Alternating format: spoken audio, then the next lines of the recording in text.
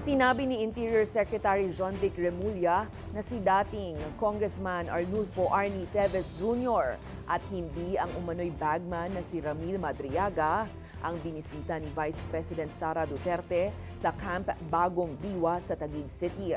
Ayon kay Remulla, may opisyal na tala ang warden na nasa loob ng kulungan noong nangyari ang pagbisita. Nauna na rito inihayag ng abogado ni Madriaga na si Attorney Raymond Palad na 2 beses umanong binisita ni VP Sara ang kanyang kliyente sa BJMP Annex 2 kaugnay ng umano'y pag-uusap patungkol sa mga nakabinbing na kasong kidnapping.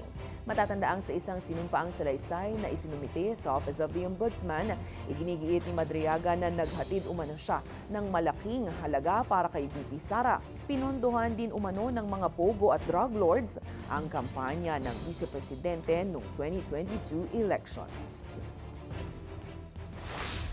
May records yung warden, pinakita. The warden that was there present during the meeting. Wala naman daw pinag-usapan masyado, kundi nagkumustahan lang. So that was the extent of the report to me.